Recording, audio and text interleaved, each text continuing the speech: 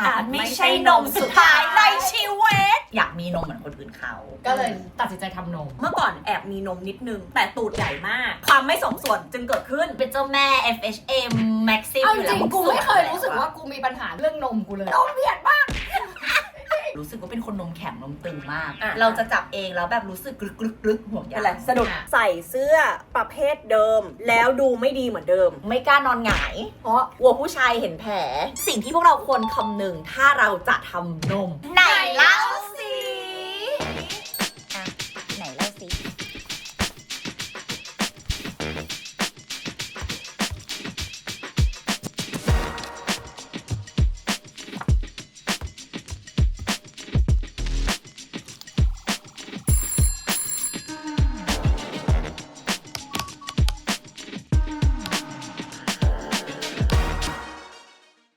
นมคู่นี้อาจไม่ใช่นมสุดท้ายในชีวิตตั้งแต่ครั้งแรกกูคิดเลยว่ากูจะอยู่กับนมนี้ไปจนตายกูแม้กระทั่งเซิร์ชว่านมคู่นั้นโดนรถทับก็ไม่แตก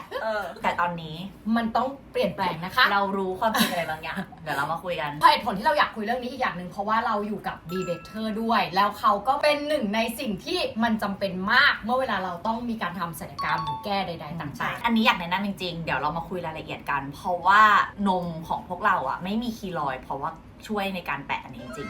มาเริ่มมึงทำนมมาตั้งแต่เมื่อไหร่มาอัปเดตเพราะว่าเทปนมมันเป็นเทปที่เก่ามากของพวกเรานะเริ่มตั้งแต่เมื่อไหร่ทำซิลิโคนอะไรตรงบริเวณไหนคนแรกสุดทำนมตอนอายุ23ย่าง24ตอนนั้นอยู่เมลเบิร์นทุกคนนมใหญ่มากตอนเด็กก็รู้สึกว่าแบบคือชอบไปเฟสติวัลแล้วเวลาใส่ชุดอะไรอย่างเงี้ยอยากมีนมเหมือนคนอื่นเขาก็เลยตัดสินใจทำนมใช่ไซส์เท่าไหร่ทำบริเวณไหนตรงไหนยังไง295เท่ากันเท่าครั้งแล้วแผลไม่แน่ว่าไม่เท่ากันมั้งแผลมาจากจักรแล้เพราะว่าแม่จะบอกตลอดว่าตระกูลเราเนี่ยเป็นคีลอยนะตระกูลเราเป็นคีลอยเป็นแผลนูนตามเจเนติกแล้วตามเจเนติกเลยต้องทำที่จักรแล้เลยกว่าจะสอนเขาไปได้แล้วแม่ก็บอกตลอดว่าโหสงสารหนูเหมือนกันนะลูกแบบเหมือนหนูคลอดมาแล้วเหมือนมีแต่หัวนมเพราะว่าหนูไม่มีเนื้อเลยตอนนั้นทำเหนือหรือใต้กล้ามเหนือด้วยเหนือแล้วมึงล่ะเราเป็นคนที่2ทำตอนอายุ30แล้วทำไมถึงอยู่ดีๆตัดสินใจทำเมื่อก่อนแอบมีนมนิดนึงแต่ตูดใหญ่มากเข้าใจปะความไม่สมส่วนจึงเกิดขึ้นแล้วทีนี้มีช่วงหนึ่งเข้าสู่ยุคที่อยากดูแลตัวเองมากๆติดการออกกำลังกายต่อยมวยออกกำลังกายเกือบ7วันสุขภาพดีมากนมหายหมดเลยมันกลายเป็นกล้ามใช่แต่ว่าตูดยังอยู่นะเพราะฉะนั้นความไม่สมดุลมันเพิ่มกลายเป็นคนข้างบนเป็นอย่างนี้แล้วก็เป็นอย่างนี้เลยแล้วเราก็เลยรู้สึกว่าแบบจริงๆแล้วอะถ้ามันมีสักกนิดอะมันคงจะรับกันข้างล่างมันคงจะสวยแน่ๆเลยก็เลยตัดสินใจว่าจะไปทำนมแล้วประกอบกับช่วงเมื่อก่อนอะคืออยากทำนมเสี้ยนมานานแล้วแต่ว่าทุกครั้งอะจะเหมือนแบบมีดวงขัดเช่นบุรุษขัดคือแฟนขัดเวลาที่บอกว่าแบบเฮ้ยอยากไปทำนมแฟนทุกคนตอนนั้นที่คบอยู่จะแบบชอบแบบนี้มันชอบธรรมชาติอะไรใดๆแต่ทีเนี้ยจริงๆอะเป็นคนอยากทำแล้วพอมีอยู่ปีนึงมีช่วงโสดแล้วยังไม่ได้ไปคบใครทำเลยคือเกี่ยวระหว่างใครกับใครวะไม่ต้องรู้อยากรู้อะไม่ต้องรู้ทุกเรื่องอยากรู้พี่ไม่ได้นมคู่แรกของนมคู่แรกของเรานะคะกูทำใต้ราวนมไม่เหมือนพี่เนทนะคะแล้วก็เป็นใต้กล้ามเนื้อใต้กับใต้สาวใต้หรือก็จะเป็นไซส์ไม่เท่ากันเพราะว่าเรามีกระดูกที่ยุบนูน2ด้านไม่เท่ากันก็ด้านหนึ่งจะประมาณ295นะคะด้านซ้าย295รักเป็นเลขแล้วก็ด้านนี้245อันนี้บอกไว้เป็นความรู้ก่อนนะคะว่าจริงๆการทำนมมาหลายๆคนรู้สึกว่าฉันจะต้องทำนมไซส์เท่ากันหลายคนมากๆที่พอหมอเปิดออกมาแล้วประเมินมันไม่เท่ากันเป็นไปได้มีโอกาสกูแอบบอกตอนแรกนมแรกอะที่มันใส่เท่ากันอะตอนออกมาเหมือนหัวนมกูมันแบบแปลกๆไม่เท่ากันมันจะมีเรื่องความผิดพลาดซึ่งเดี๋ยวเราจะไปเจาะลึกเกี่ยวกับความผิดพลาดกันของกูเพิ่งทำเมื่อประมาณ5 ปีที่แล้วจริงๆกูเป็นคนที่ทำช้าที่สุดแหมกัดมึงเป็นเจ้าแม่ FHM Maxim จริงๆกูไม่เคยรู้สึกว่ากูมีปัญหาเรื่องนมกูเลยเว้ยก็มีอยู่แล้วอะมันมีแล้วมันโดน peer pressure อันนี้เป็น definition ของ peer pressure อีกอย่างหนึ่งตอนที่กูทำเพราะว่าแฟนกูชอบเอางี้อันนี้ก็คือชัดเจนแล้วกูก็เลยโอเคทำเพลียด้วยค่ะเพราะเวลาไปทะเลกับพวกมึงถึงแม้ว่ากูจะเป็นคนดูมีนมก็จริงก็คือนมเล็กไปเลยวันนี้ซิลิโคนไม่ได้ยังไงกูก็ยังดูเล็กกูต้องแบบดันสุดๆแบบเวลาพวกมึงใส่แบบอันเล็กๆแบบไม่ต้องมีฟองน้ำกูก็ต้องฟองน้ำยัดเยอะที่สุดเกตมันเป็นแบบเราก็เลย เราทำดีกว่า ตอนกูทำอ่ะกูทำ275 275แบบเท่ากัน2ข้างด้วยเหรอ เท่ากัน2ข้าง นี่กูเป็นคนเดียวเหรอที่นมไม่เท่า กูด้วยตอน กูทำ275แล้วกูก็ทำแฉะที่รักแร้เหมือนกัน รักแร้ เพราะว่าหมอกูอ่ะเขาไม่ทำใต้นม แล้วก็ทำใต้กล้ามเนื้อ ก็คือปลายเป็นส่วนผสมให้ นี่มึงยังเป็นนมหนึ่งเลยนะ นม1อยู่ นมหนึ่ง แต่พวกเรา3คนอ่ะมีจุดที่แก้นมเหมือนกันทั้ง3คนนะคะ ค่ะ เซ็กชั่น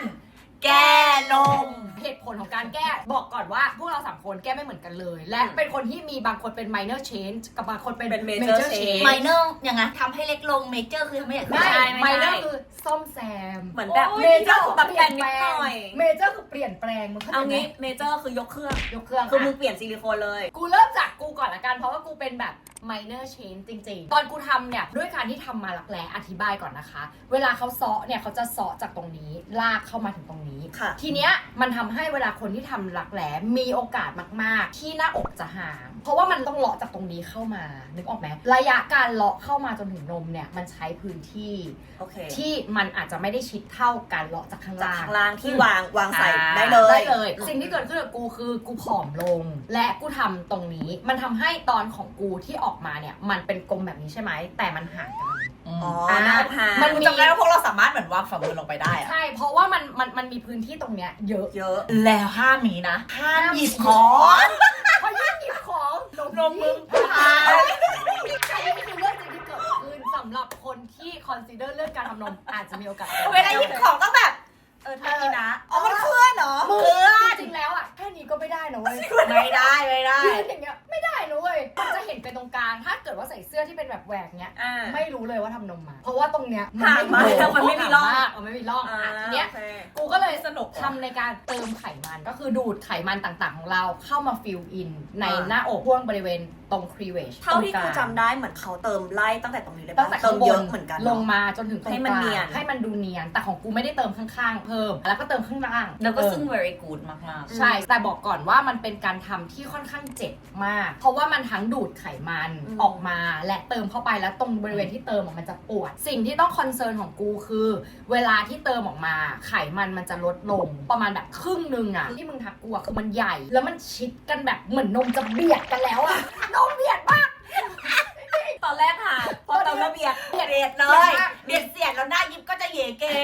แล้วก็จะเครียดมาก เพราะว่ากูกับมันเนี่ยไปทำด้วยกัน คือเราก็เพิ่งไม่เคยรู้เนอะการเติมไขมันเนี่ยเป็นอะไรที่ใหม่มาก ก็ไม่รู้ว่าการดูดออกเป็นยังไงหรือยังไงเลย แล้วก็เติมมาเพื่อนก็ทำหน้าไม่ถูกเพราะมันเบียดกันแบบเบียดแน่น แล้วเพื่อนก็ไม่รู้ว่ามันจะลดลงไหมไม่ใช่แค่มึงกูก็ไม่รู้ว่ามันจะลดลงไหมแต่มันลงจริง อ่ะ ๆ มัน แต่ ลง ซึ่ง มันลง เขาต้องเติมเยอะมากๆ เพื่อให้เวลา เผื่อไว้เผื่อไว้ มันจะพอดี ตอนนี้ก็ได้นมที่พึงพอใจไหมคะ ก็พึงพอใจ มาที่ ไทโก พี่เน เจ้าแม่ ใกล้ๆกัน แก้นมแก้นมคนแรกของกลุ่มอีกเหมือนกัน เพราะว่า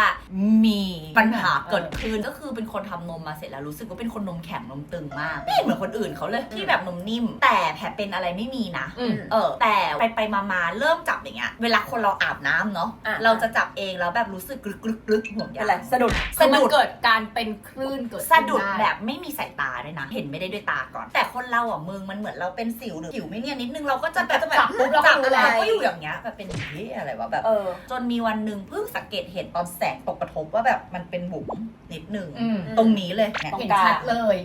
กูก็แบบเป็นอะไรวะก็คือมีปัญหาเรื่องการจับแล้วเห็นวัสดุเพราะว่ามึงอย่าลืมนะ เคยอธิบายไปในเทปนมแล้วว่ามันจะเป็นเหมือนซาลาเปาถูกปะ ใช่ แต่ทุกครั้งที่เราหยิบขึ้นมาลิ้วหมดเลยนะซิลิโคนนั้นนะมันจะเป็นถุงน้ำอ่ะ ใช่ก็คือเวลาที่มันวางอยู่บนพื้ มันสวยแหละอะ มันจะเป็นกลมๆเนียนๆแต่เมื่อไหร่ที่เรายกถุงขึ้นมา ซึ่งเวลามันอยู่ในตัวเราอ่ะ มัน จะไม่ได้นอนตลอด นั้น เวลามันจะยกเนาะมันจะมีขอบมีความแบบ ใช่ มันจะไม่ได้กลมเนียนแล้ว เพราะฉะนั้นก็เลยเนี่ยแหละไปปรึกษาที่ใหม่แล้วก็ทำการแก้นมเลย แต่จริง ๆ แล้วเป็นคนรู้ตัวแล้วว่าชอบนมเล็กมากๆ แต่กลับทำนมเล็กไม่ได้เศร้าปะเพราะว่าตอนแรกกูทำ275มั้งแล้วพอครั้งเนี้ยถึงเป็น295แล้วตอนแรกเขาจะเอา315ให้กูเลยได้วยซ้ำเพราะว่าเขาบอกว่าผิวกูอ่ะมันริปไปแล้ว ซึ่งริปไปแล้วมันคือยับไปแล้วมันเขาบอกว่าเหมือนลูกโป่งน้ำที่มึงปล่อยน้ำลงอ่ะแล้วมันพอมันเป็นริ้วอ่ะไปแล้วอ่ะเขาบอกว่าการที่จะทำให้ผิวกลับมาตึงอ่ะมันเหมือนแบบต้องขยายมันให้มัน ต้ ตึ อง ง ใส่ปริมาตรที่มันมาก ากขึ้นเพื่อให้มันตึง ใช่ เสร็จแล้วพอเปลี่ยนเสร็จเขาก็สลบแล้วก็ทำการเติมไขมันเลย อ๋อ ส่วนไขมันด้วยความที่กูกับปายเป็นคนไขมันน้อยโอ้โหต้องหากันอย่างสุดฤทธิ์ว่า ขา หลังข้างในหรือกูก็มีแบบบอกว่าแต่หนูไม่ชอบห่วงยางหนูด้วยนะคะแล้วหนูก็ไม่ชอบตรงนี้ด้วย ไม่ชอบไปไม่ชอบมาอีสัตว์ตื่นมามี6 จุด รูเต็ม สิ่งที่ Amazing กว่านั้นก็คือกูชอบมากว่าเนื้อจักระแลกูหายเพราะเขาดูดออกอ่ะมึงแล้วมาเติมก็นั่นแหละอันนี้คือนมเวอร์ชันใหม่ กูมีคำถามค่ะ เพราะว่านมเวอร์ชันแรกมึงทำรักแร้แล้วก็ทำเป็นเหนือกล้ามเนื้อทำไมนมเวอร์ชันนี้เป็น ใต้ใช่ปะครั้งนี้ทำไมเป็นใต้เพราะว่าเขาบอกเลยว่าด้วยความที่เราเป็นคนตัวเล็กอะแล้วผิวหนังเห็นปะมึงมันบาง มันบาง ถ้าเกิดใส่บนกล้ามเนื้อหนังตรงเนี้ยเอาไม่อยู่อะไขมันมันมีไม่พอ อาจจะรอบแรก มีหน้าจับแล้วเลยถึงเจอตัวซิลิโคน ก็เลยเปลี่ยนเพลนไปเป็นใต้ เปลี่ยนเป็นใต้แล้วก็ทำใต้นมด้วยเหมือนที่ปายบอกเลยว่าเขาสามารถยัดให้มันชิดกันได้มากที่สุด เพราะว่านมแรกกูก็มีปัญหากูมีฉายาว่าโซฟา โซฟา แบบนั่งหรือเปล่า ก็โซฟา โซฟาเอาเวโซฟาเอาเว ห่างไกลเหลือเกิน โอเค จับมือหน่อย โซฟา แต่ตอนนี้มึงไม่ฟากันแล้วนะ ไม่ฝ่า ไม่ฝ่า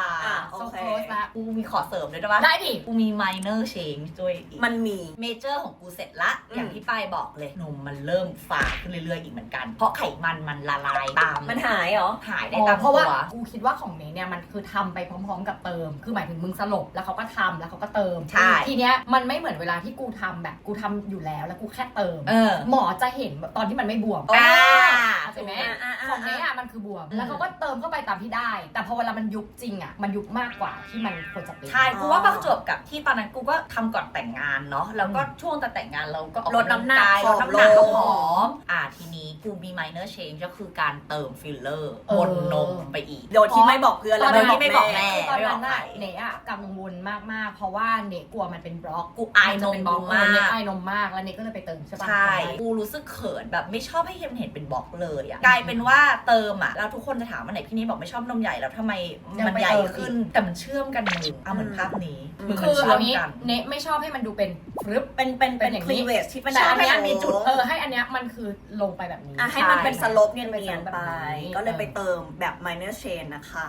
อืม โอเค มาที่นมที่ 2 ของ ของ พี พี ท ท นะคะ ซึ่งเพิ่งไปทำมาไม่นาน อื นี่ ม เองนะคะ ก็เหตุผลแรกเลยที่แก้ก็อยากจะเปลี่ยนด้วยเพราะว่ามันใกล้ 10 ปี กับอีกอันหนึงคืออยากจะลดขนาดเพื่อให้มันเบาขึ้น แล้วก็มีอาการปวดหลังด้านหนึ่งมานานตลอดตั้งแต่ทำนมก็เลยบอกหมอคนที่ 2 ว่าอยากจะลดไซส์ให้มากที่สุดเท่าที่ ทำได้ จะลดได้ แล้วก็บอกเขาเรื่องปัญหาปวดหลังด้วย ก็เลยมีการวินิจฉัยว่าจะขอเปลี่ยนเพลนนะคะ จากใต้กล้ามเนื้ออ ม มาอยู่ข้างบน เผื่อว่ากล้ามเนื้อเรามันแบบจะได้ไม่ไปรัดตัว อันนี้ ซิ เหนื ลิ อ โคนอันนี้เหนื เหนือ แต่ว่าแผลก็เป็นแผลเดิมแผลเก่านะคะ ก็คือทำข้างล่าง อันนี้ขอพูดถึงคอนเซิร์นหนึ่งก่อนเลย พวกมึง2 คนไม่เคยมีใครมีปัญหาไม่ชอบแผลเป็นตัวเองเลยใช่ไหม ของกูนะ กูบอกก่อนว่าทำรักแร้ทรมานกว่าทำใต้นมมาก เพราะหนึ่งสิ่งที่มันเกิดขึ้นคือมันเป็นแผลเหมือนกัน แต่แขนมันยกตลอด เวลาที่จะให้แผลมันเรียบเนียนแบบเนี้ยคือของกูอะมันไม่มีแผลปูด เพราะทุกวันกูต้องเอาสำลีในช่วงที่แผลยังไม่หายเลยนะ ตอนช่วงที่มันยังเจ็บมากๆกดแบบอย่างเงี้ยเป็น100 ครั้งทุกวัน จริงปะ การดูแล แล้ว ยาก ก็ มาก ทาครีมแล้วก็แปะ CB ไปเถอะอันนี้พูดจริงๆ ใช่ เข้าใจ แปะกัน คือ นูน ของกูอ่ะมันเป็นคนเดียวในกลุ่ม อืม ที่เป็นแผลข้างล่าง แต่ทีเนี้ยกูเวลาเห็นแผลพวกมึงอ่ะกูจะรู้สึกเลยว่าแบบโหแผลพวกมึงหายไปได้ขนาดนี้เลยเหรอ อืม เพราะของกูอ่ะมันไม่หาย มันจะมีความนูนนิดนูน มัน ต่ำ จะเห็น แล้วก็จะเห็นเป็นเส้นอยู่ดี คือตอนแรกอ่ะมึงกูเป็นนักเรียนหน้าห้อง กูเป็นคนดูแลแผลแบบเขาบอกให้ทำไงกูทำงาน มึงกดปะ คือยุคกูอ่ะไม่มีการให้กดแผลนะยุคกูสิ่งที่กูได้มาจากหมอคนแรกนมแรกนะคะ คือเขาจะให้ทาเจลที่เป็นเจลลดรอยแผลเป็นกับอีกอันนึงเป็นเจลไม่ใช่แบบ ไม่ได้เป็นแผ่นไม่ได้เป็นแผ่น มันจะเป็นเจลซิลิโคน โอ้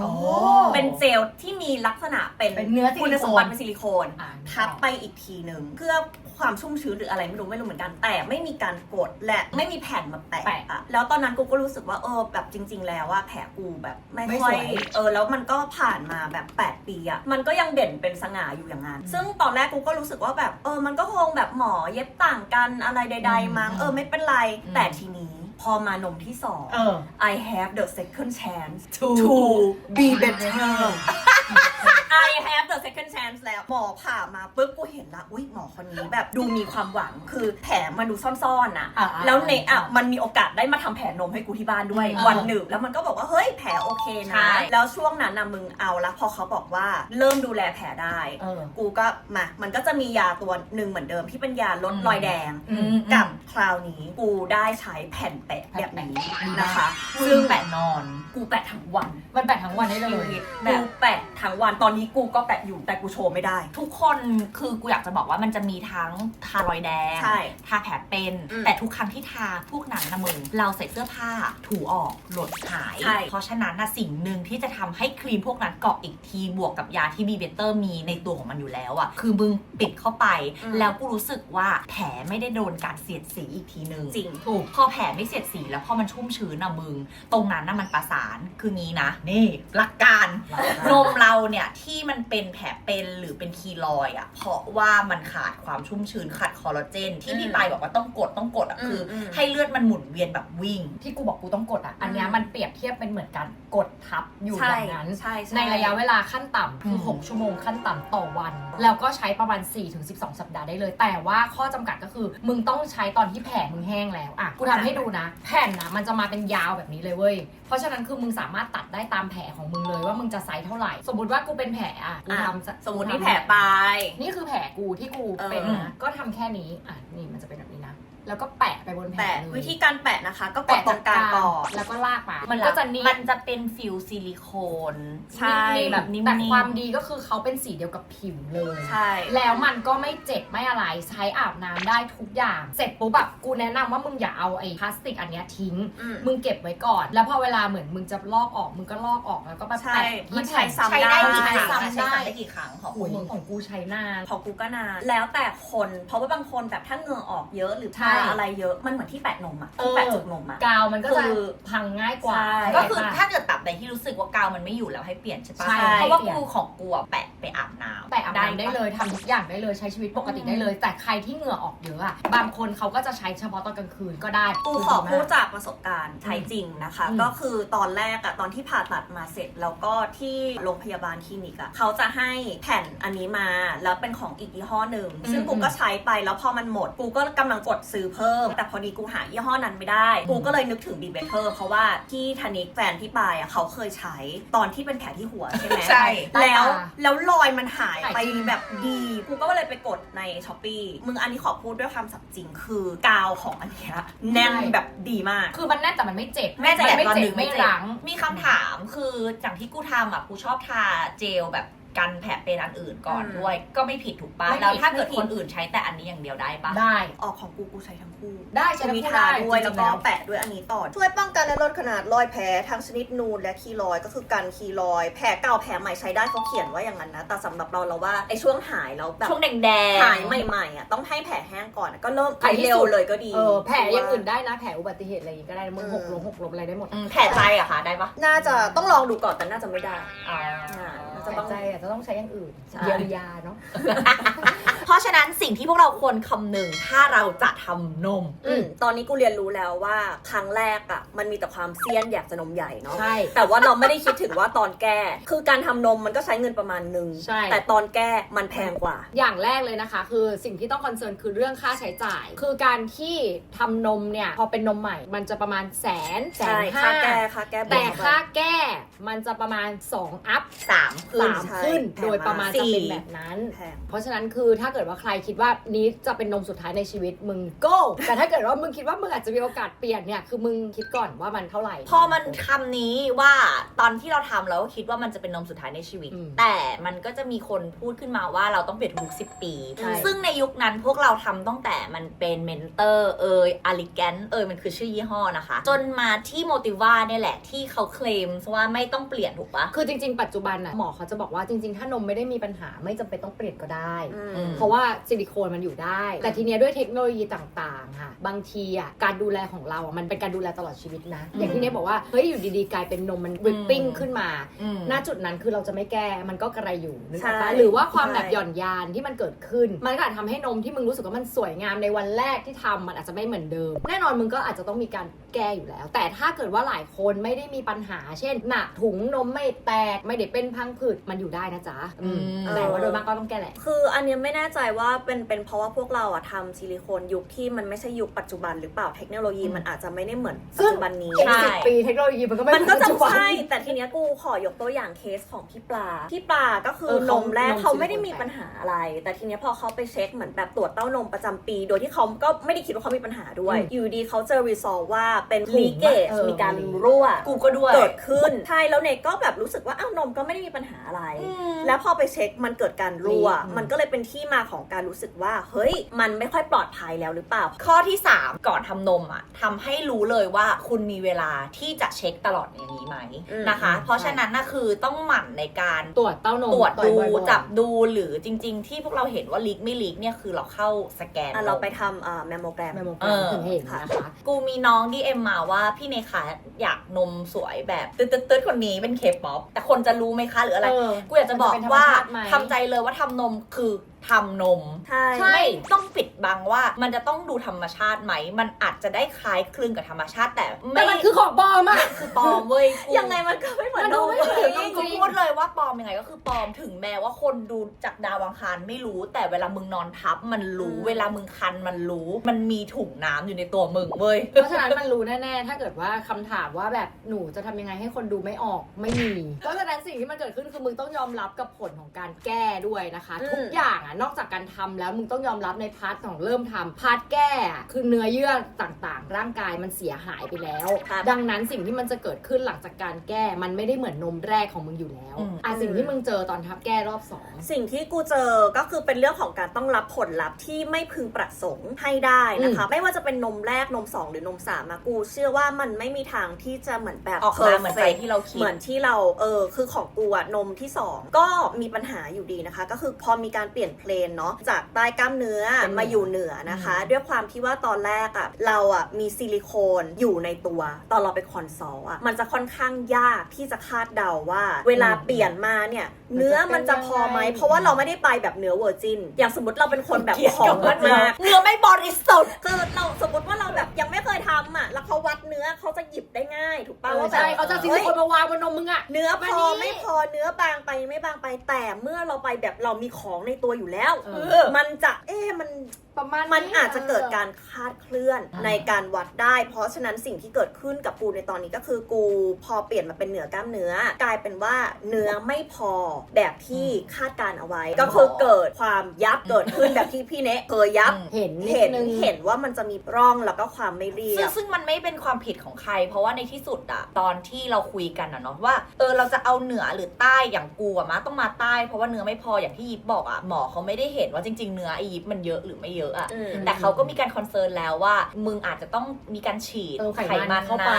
ใช่ แต่ตอนนั้นทำไมมึงเลือกที่จะไม่เติมนะ ก็รอก่อน เพราะว่าตอนนั้นนะถามเพื่อนว่าแบบเติมไขมันเป็นยังไงบ้างแล้วเพื่อนทุกคนที่เคยเติมไขมันมาก็บอกว่าเป็นการทำศัลยกรรมที่เจ็บที่สุดในชีวิต ก็ นะคะ มันไม่ได้เจ็บอย่างนั้นมันแบบ มันดูแลยาก มันดูแลยากเพราะว่ามึงต้องดูแลไปถึงรูที่มึงโดนเลาะมันต้องทำใจอ่ะมึง ว่า ทุกอย่าง ทุกอย่างทำใจ ทำใจ เช่นนมได้เติมแต่ขา อาจจะ แหวกหรือเปล่าเวลาดูกระจกแบบถ้าไม่มีกีบกี2 อัน หรือว่าบางทีขาก็อาจจะเป็นแบบเหมือนจะเป็นเซลลูไลท์ทั้งที่ไม่ได้แดกน้ำตาลเลย แต่ว่าโอเคมันหายไป ก็คืออาจจะเติมเต็มส่วนหนึ่งแล้วก็รู้สึกแย่กับอีกส่วนหนึ่งเกิดขึ้นได้ ถูกต้อง อาจจะเกิดขึ้นได้ มีสิทธิ์ สำคัญที่สุดเลยมึงต้องทำใจว่าไม่มากก็น้อยมันอาจจะมีอะไรที่เราผิดใจแต่เราต้องรับที่จะอยู่กับมัน อยู่กับมันให้ได้ เว้ย ใช่เหมือนที่ตอนนี้กูก็อยู่กับความยับนะคะ เออ ไปก่อน แล้วการดูแลช่วงพักฟื้นของเธอทำยังไงบ้าง ของฉันก็คือด้วยความที่ว่าแล้วแต่คนถ้าเกิดว่าใครมีเหมือนแบบครอบครัวดูแลอยู่ที่บ้านชีวิตก็จะง่ายขึ้นมากแต่ว่าเราช่วงแรกเราค่อนข้างที่จะต้องดูแลตัวเอง เพราะว่ามีแฟนก็จริงแต่ว่าแฟนก็คือต้องไปทำงานประจำทุกวันนะคะเพราะฉะนั้นเราก็จะเหมือนเตรียมเกี่ยวกับเรื่องเขาเรียกว่าอะไรโลจิสติกเพราะว่ามึงจะต้องมีน้ำมีอาหารแล้วมันจะมีข้อห้ามที่ค่อนข้างเยอะในช่วงแรกแบบยิ่งเป็นเคสแก้มันจะมีความผ่าแบบใหญ่มันไม่ใช่แค่กรีดเล็กแล้วก็ยัดอะไรเข้าไปแต่มันมีการเลาะเป็นบริเวณกว้างนะคะเพราะฉะนั้นความอักเสบความอะไรมันจะค่อนข้างเยอะก็ต้องดูแลดีๆตอนนั้นที่กูเตรียมตัวก็คือในเมื่อกูรู้อยู่แล้วว่ากูจะขยับแขนกับอะไรไม่ได้มันจะเซนซิทีฟมากกูก็เลย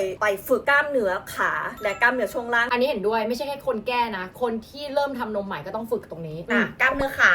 2 เตรียมเซกชันอาหารน้ำข้างๆตัวยา ตัว 3 กูเห็นยิปจัดระเบียบการวางเตียงให้เป็นแบบนั่ง มันจะมีช่วงที่ห้ามนอนราบแล้วมันจะต้องเป็นการนอน 90 องศา เพราะฉะนั้นก็คือมันจะต้องมีการเนี่ยเตรียมพื้นที่เตรียมอะไรให้พร้อมนะคะ เพราะว่าอย่างของกูก็นอน 90 องศาอยู่ประมาณเดือนหนึ่ง จริงปะเนี่ย ใช่ หลายคนมาถึงตรงนี้แล้วงงว่าทำไมมึงต้องเตรียมกล้ามเนื้อขา ตอนเช้าเป็นช่วงที่แย่ที่สุดในการทำนมนะ กูบอกก่อน ตอนมึงลุก พอเวลามึงนอนปุ๊บนะ ตอนมึงลุก มึงจะชิลแต่พอมึงลุกปุ๊บอีท่อนบนอ่ะมึงจะเจ็บ สิ่งที่มึงต้องทำคือมึงต้องเอาท้องมึงกับขามึง เพราะมึงใช้ muscle เพราะมึงใช้แขนยันเตียง ไม่ได้ ได้ และมึงก็ต้องเอียงเพื่อจะลุกออกจากเตียง มึงจะเป็นคนเก่งมากถ้าเกิดมึงเพิ่งทำนม แล้วมึงสามารถขึ้นมาในท่านี้ได้ มึงรู้ไหม กูต้องตะแคงข้าง เขาเคยผ่านจุดเที่ยที่สุดมาคนเนี้ยเขาเก่งท้องไม่ได้ซ้ำเพราะเขาทำท้องกับนมในเวลาเดียวกัน เขา ใช่ มึงลุกยังไงก่อน ท้องดำด้วยเหล็กอยู่ ดามไว้ กูต้องเอียงข้างปุ๊บ แล้วกูก็ต้องเอียงขึ้นมาอย่างงี้ ก็คือใช้ด้านข้าง ใช้ด้านข้าง ไซส์มัสโซเป็นตัวยกขึ้นมา โหดมาก นะคะ เพราะฉะนั้นถ้าคุณมีมัสโซที่แข็งแรงที่จะช่วยประคับประคองคุณมันก็จะเป็นประโยชน์ เพราะว่าตอนนั้นเนี่ยกูจะหยิบจับอะไรจะเลื่อนอะไรกูใช้ขาอย่างเดียวเลยค่ะ กูอยากรู้ว่าอย่างของมึงอะเป็นเคสที่ทำนมเล็กลง อืม มีอะไรที่ ที่ต้องคอนเซิร์นไหม คอนเซิร์นหรือดีจังเลยหรือไม่ได้เป็นอย่างที่คิดวะ ก็สิ่งที่มันเป็นถือว่ามันเป็นดีเฟกต์อะมันก็คือการที่มันมีริปปิ้งหรือว่ามีการยับเกิดขึ้น อืม ในที่ที่ไม่พึงประสงค์ก็คือตรงนี้เลยตรงกลางนะคะ อืม เพราะฉะนั้นถ้าเกิดว่าใครที่เป็นแบบกูอะที่เหมือนเมื่อก่อนแบบเสพความเป๊ะมากอะไรเงี้ยก็จะรบกวนจิตใจนิดนึงมันก็จะทำให้เราไม่ค่อยกล้าที่จะใส่เสื้อที่มันแบบเว้ามาถึงตรงนี้ แบบที่เมื่อก่อนเราใส่ได้แต่เราก็เปลี่ยนการแต่งตัว adjust ได้อะไรเงี้ยแต่ว่าในเรื่องของความเบากูรู้สึกว่ามันเบาขึ้นเยอะ หาย มาก เลยที่มึงเจ็บ เบาแบบสบายขึ้นเยอะมาก แล้วอย่างงี้มึงยังใส่เสื้อกล้ามอย่างที่มึงชอบใส่อยู่บ้างปะ ก็ใส่แต่ถ้าใส่แล้วมันจะเห็นก็แค่ต้องไม่แคร์อะเมื่อก่อนอ่ะเราจะเป็นคนชอบใส่เสื้อ ชอบ ที่แบบที่เนสใส่แล้วก็แบบรัดอะไรอย่างเงี้ยแล้วตอนเราทำอ่ะนมเล็กลง มันกลายเป็นว่าใส่เสื้อประเภทเดิม แล้วดูไม่ดีเหมือนเดิม คือเราอ่ะอยู่กับนมเก่าที่ค่อนข้างไซส์ใหญ่หน่อยอ่ะมาประมาณ8 ปีถูกปะเพราะฉะนั้นการแต่งตัวเราก็จะซื้อตามที่เรารู้สึกว่า ตามร่าง ใส่แบบ รูปร่าง นี้ เรา แล้วมันหุ่นดีมันสวย กลายเป็นว่าก็ต้องโละตู้เสื้อผ้าไปเกือบครึ่ง เพราะว่าเสื้อที่ชอบใส่ที่เป็นเท็กซ์ต่างๆอะไรอย่างเงี้ยพอใส่เท็กซ์สมมติว่าเขียนว่าอะไร อันนี้เขียนว่าอะไร Mardi มาดี้พอกูมาใส่มาดี้ตัวเดิมมาดี้เหี่ยว มาดี้มันไม่สามารถอ่านได้อะเพราะว่ามันไม่เป็นคำว่ามาดี้เพราะว่ามัน แต่อ แบ ย่า บ งวันนี้คือใส่เสื้อในปะ ไม่อันนี้ไม่ใส่เสื้อใน เฮ้ยแต่วันนี้ แต่ เนี่ย อันนี้คือเสื้อที่ต้องซื้อให้ เล็กลงมาอีก เล็กลงไปอีก อันนี้คือไม่ใช่เสื้อตัวเดิม อันนี้คือเสื้อซื้อใหม่ ถ้าแกะออกมาก็คือหมาตัวนี้ใหญ่กว่า ก็คือเสื้อที่เคยใส่แล้วรู้สึกว่าหุ้ยหุ่นดีกลายมันใส่แล้วแบบหลงเหลงผอม แต่ ก็คือจะเป็นอีกลุคนึง จริงๆอ่ะคนทำหน้าอกอ่ะมันจะมีปัญหาเรื่องเสื้อผ้าอยู่แล้ว อืม หลายคนที่ทำหน้าอกมาใหม่อ่ะใส่เสื้อคอเต่าปิดคอเลยนะ เวลาเราจินตนาการอ่ะทำนมมาฉันต้องสวยเซ็กซี่ แต่พอมันใหญ่จริงอ่ะมึงจะรู้สึกออกวดนิดๆอยู่แล้ว นิดนึงอยู่แล้ว พอเวลาแก้ให้มันเล็กลง มึงก็รู้สึกออกวดอีกแล้ว คนละแบบ คนละแบบ ดังนั้นไม่ว่าจะทำศัลยกรรมอะไรนะคะ ก็มันจะมีความเสี่ยงเกิดขึ้นอยู่แล้วนะคะ ถ้าคิดว่ารับความเสี่ยงได้ก็ไปโลด เฮ้ยมึงเราถ้าเกิดแบบคนที่อยากมีความรู้เรื่องว่าอยากลดไซส์นมหรือว่าตัดนม มันก็ถือว่าเป็นการทำนมนะ เป็นการทำนมเหมือนกันแต่ไม่ได้เป็นการทำซิลิโคนมันจะคนละแบบอย่างของที่เพื่อนกูทำนะ คือเขาทำอัลเทอร่านมทุกปี เขาลดไซส์นม ไม่เขาไม่ได้ลดไซส์เขาอยากนมเล็กการลดไซส์นมอ่ะยากกว่าการทำนมมาก เขาจะต้องตัดเนื้อแล้วก็ไปเย็บขึ้นไป โอ้อย่างไอบิวก็ตัดนมนะ ใช่ตัดนมเลยไม่ยาก แต่ถ้าลดไซส์นมยาก แบบนึงมีคำถามเอาเทอร่านมมันช่วยยังไงวะ มันช่วยยกกระชับ ยกกระชับ เหมือนเวลาหน้าเรายกกระชับอะ อ๋อก็เอามาหดนมแท เป็นเหมือนกันเลย มึงเพราะว่าของกูอ่ะกูต้องไปทำ RF นม อ๋อ แต่กูว่ามันอาจจะไม่หดแต่มันอาจจะช่วยเรื่องการแบบหมุนเวียนหรืออะไรอย่างงี้เพราะว่าตรงที่มันมีวิปปิ้งอ่ะที่มันเป็นยับอ่ะเขาบอกว่าให้กูเหมือนลองทำ RF รอบๆเพื่อให้มันเรียบขึ้นหรืออะไรสักอย่าง แล้วมันเรียบขึ้นไหม มันก็ยังไม่ได้เรียบขนาดนั้น แต่ว่ากูไปคลินิกหนึ่งซึ่งเป็นคลินิกทำหน้า แล้วกูก็เป็นคนคุยเปิดเผยอยู่แล้ว ก็คุยกับหมอคนหนึ่งที่เป็นหมอทำหน้าไม่ใช่นมแล้วนะ แล้วกูก็บอกว่านมมันมีเอฟเฟกต์แบบนี้อะไรเงี้ย ก็คือเล่าให้เขาฟังว่าไปทำนมมาแล้วเป็นยังไงบ้าง เขาก็บอกว่ามาทำไฮฟูนมสิช่วยได้นะ เห็นไหมกูบอกแล้ว กูเลยแบบ เอาเพื่อนกูทำอัลเทอร่ากระชับนม เฮ้ยมึงกูมีเรื่องที่เตือนอีกอย่างหนึ่งก่อนจะทำนม อะไร นมมึงจะรู้สึกชาหรือเซนซิทีฟหรือบางทีไม่ค่อยรู้สึกต่างกันออกไปแล้วแต่คน ใช่ อันนี้ก็ ความรู้สึกของนมมึงกับหัวนมมึง ใช่ เพราะว่ารอบแรกของกูอะชาไปเลย จากเป็นคน แล้วครั้งเนี้ยกลับมารู้สึกด้วยเหรอ มารู้สึกมาก มันมีรู้สึกว่าเราก็กลับมาได้เหร รู้สึ อก มากใช่ มันอาจจะรู้สึกปกติแหละ แต่ว่ามันชาไปนาน อาจจะใช่